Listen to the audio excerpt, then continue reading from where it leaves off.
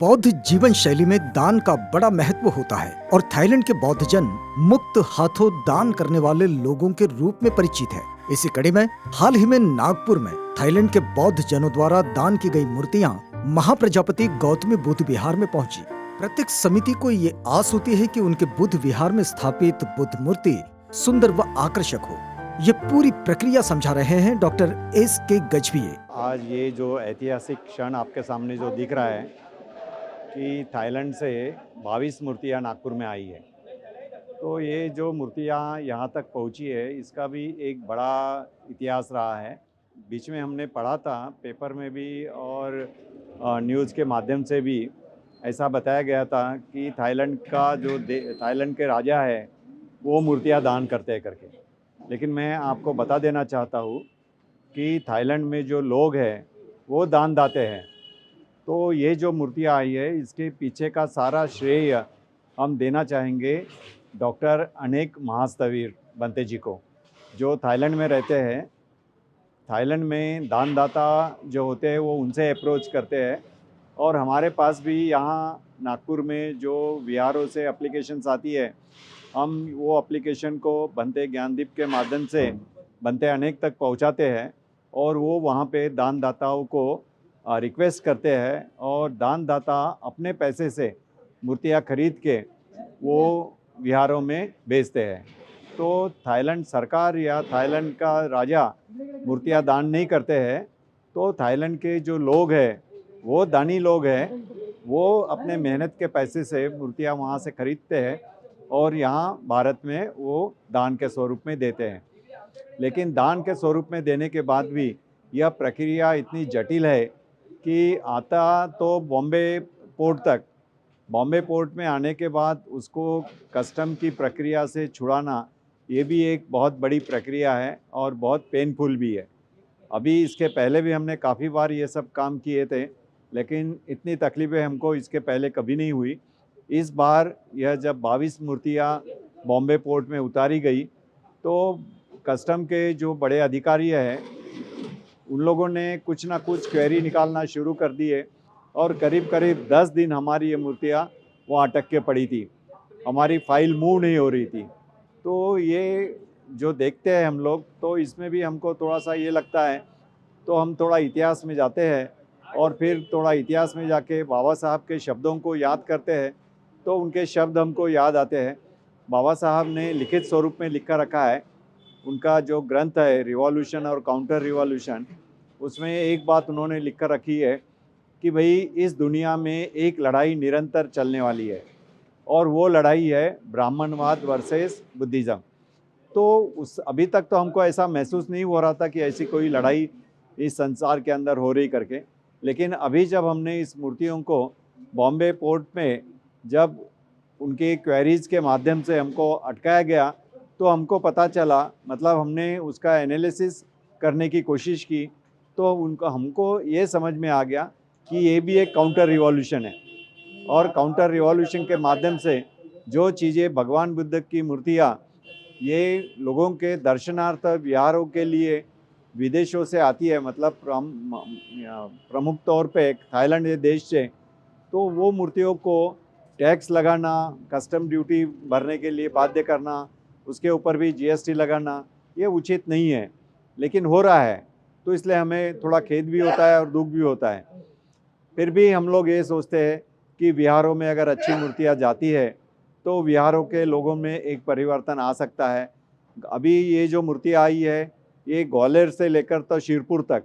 मतलब छत्तीसगढ़ में जा रही है, मध्य प्रदेश में जा रही है, महाराष्ट्र में जा रही है और विदर्भ के बहुत सारे ज़िलों में भी जा रही है। तो ये जो मूर्तियाँ हैं अलग अलग जगह में अलग अलग विहारों पे जा रही है। तो इसके लिए मैं थाईलैंड के जो दानदाते हैं उनको इसका क्रेडिट देना चाहूँगा, उनको धन्यवाद भी देना चाहूँगा कि वो लोग भगवान बुद्ध की मूर्तियाँ दान स्वरूप विहारों को भेंट देते हैं, तो ये उनका बड़ा पुण्य कर्म है। और इस प्रक्रिया में मैं उन्हें ज़्यादा धन्यवाद देना चाहूँगा, डॉक्टर बंते अनेक महास्तवीर। ये थाईलैंड में रहते हैं, लेकिन अगर वो वहाँ पे नहीं होते थे तो ये प्रक्रिया को शायद हम पूरी कर पाते थे, क्योंकि हम लोग तो नागपुर में बैठे हैं नागपुर से हम लोग थाईलैंड के दानदाताओं को अप्रोच नहीं हो सकते, लेकिन दानदाता जो होते हैं वो डॉक्टर अनेक बंते जी को अप्रोच होते हैं, उनको विनती करते हैं कि भाई हमको भी मूर्ति दान देना है। तो बनते अनेक जो है वो फिर जो उनके पास एप्लीकेशन जाती है, जैसे हम लोग भेजते हैं, उस एप्लीकेशन को उनके पास देते हैं और कहते हैं कि भाई नागपुर ज़िले में या भारत में या महाराष्ट्र में मूर्तियाँ देना है, आप अगर देना चाहते हो तो वहाँ दे सकते हो, क्योंकि वहाँ के लोग बहुत श्रद्धालु है। तो मूर्तियों की जतन भी वो अच्छे से करेंगे और बौद्ध धर्म का प्रचार और प्रसार भी इस माध्यम से हो सकता है। इसलिए हम लोग बार बार डॉक्टर अनेक बंते जी को धन्यवाद देते हैं और अनेक बंते जी को मदद करने के प्रक्रिया में बनते ज्ञानदीप और बनते बोधिरत्न, ये जो उनको मदद करते हैं, इनका भी बहुत बड़ा श्रेय है, क्योंकि ये प्रक्रिया उनके बिना हो अधूरी रह जाती थी। इसलिए मैं उनको भी धन्यवाद देना चाहूँगा कि इस प्रक्रिया में वो शामिल है। इन मूर्तियों को थाईलैंड से भारत लाने की प्रक्रिया में थाईलैंड के दानदाता और भारत की बौद्ध समितियां इनका तालमेल बनाते हैं। भंते ज्ञानदीप, पूरे भारतवर्ष में मूर्ति थाईलैंड द्वारा मूर्ति दान देने का जो सिलसिला है ये अनेक सालों से चलते आ रहा है और आज की वर्तमान स्थिति में पहले शुरुआत के काल में सीधा सीधा किसी का विहार है तो विहार के नाम से डॉक्यूमेंट बन सकते थे, लेकिन 2013 के बाद में नया नियम जो है, पहले शुरुआत के काल में ऐसा नियम था किसी भी भगवान के मूर्ति के ऊपर में कोई कस्टम ड्यूटी नहीं लगती थी, सिर्फ जो हैंडलिंग चार्ज है, बोट में जो हम लोग लाते जहाज़ से उसका क्लियरिंग चार्ज है वो लगता था, लेकिन 2013 के बाद में मूर्तियों के ऊपर भी कस्टम चार्ज लगने लगा है। तो थाईलैंड से जो उपासक है डॉक्टर बनते अनेक महाथेरो, इनके माध्यम से मुंबई तक पूरा खर्चा जो है ट्रांसपोर्ट का वो लोग लेते हैं, लेकिन मुंबई में आने के बाद में वहाँ का जो कस्टम चार्ज है, वहाँ से क्लियरिंग चार्ज है, तो इसके लिए हम लोग जिस बिहार में मूर्ति दान देना है तो वो एप्लीकेशन चाहे मेरे माध्यम से हो, चाहे डॉक्टर एस गजबी के माध्यम से हो या अन्य उपासक के द्वारा हो, तो लोग हम लोगों के पास आते हैं तो हम लोग उस एप्लीकेशन को डॉक्टर बनते अनेक महाथेरो जो कि इंडिया में पढ़ाई कर चुके हैं, उन्होंने इंडिया से डॉक्टरेट किया है, तो तब से उनका भारत से यानी अटूट नाता जो है वो निर्माण हुआ है। तो उनका कहना है कि राजा अशोक के द्वारा अगर धर्मदूत जो नेबरिंग कंट्री है जैसा थाईलैंड है, बर्मा है, वहाँ तक अगर भेजे नहीं जाते तो हमको बुद्ध की संस्कृति हमारे तक पहुँचना नामुमकिन था। तो राजा अशोक ने महान कार्य किया है और उसी तरह भारतवर्ष में जो बौद्ध धर्म लुप्तप्राय हुआ था, तो 14 अक्टूबर 1956 में बोधिसत्व बाबा साहब अम्बेडकर जी के द्वारा या पवित्र दीक्षा भूमि पर लाखों लोगों को उन्होंने बौद्ध धर्म की दीक्षा दी और बौद्ध धर्म की प्रमुख धारा में लाने का प्रयास किया। तो इन महापुरुषों ने जो महान कार्य किया है तो उन्हीं को आदर्श मानते हुए हम लोग भी कुछ ना कुछ भारतवर्ष के लिए जो बौद्ध धर्म फल रहा है, फूल रहा है, नए से विहार निर्माण हो रहे हैं, तो उस विहार को बुद्ध मूर्ति की आवश्यकता होती है। थाईलैंड में बौद्ध लोगों की कंपनियां है, बौद्ध लोग कारागिर है और वहाँ की मूर्तियाँ जो है लोग ज़्यादातर पसंद करते हैं, इसीलिए थाईलैंड के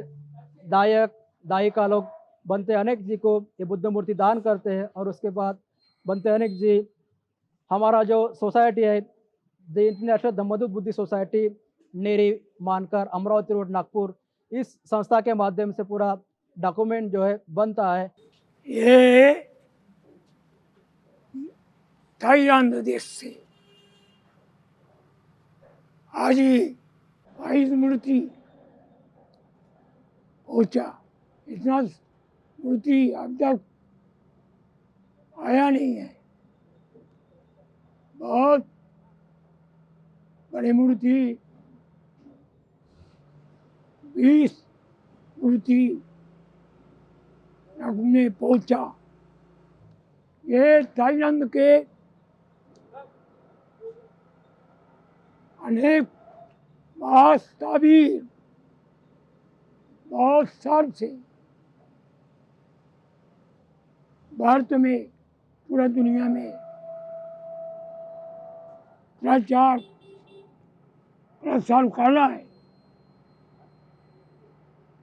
और अनेक भांति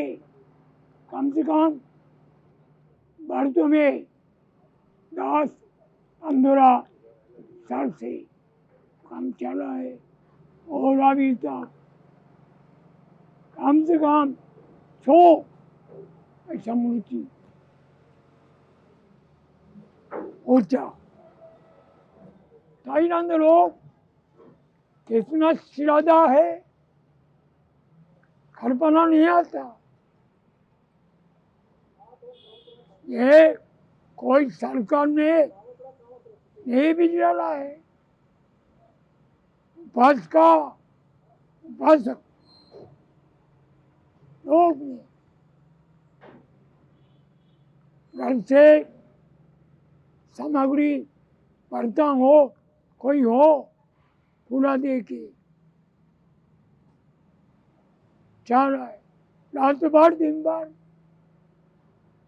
कितना भगवान बुद्ध के बारे में अन्याय श्रद्धा है, एक इधर लोग विचार भी निकाल पाएगा। मैं तो थाईलैंड में 3 साल रहा, इतना बुद्ध के बारे में बहुत ज्यादा। ये कंपाउंड देखो, एक कंपाउंड भी कितना मजबूत मूर्ति पहुंचने के लिए, पूरा मूर्ति के ऊपर में रख के और लकड़ी से कंपाउंड बना के कितना उसके श्रद्धा मान श्रद्धा भक्ति बहुत है,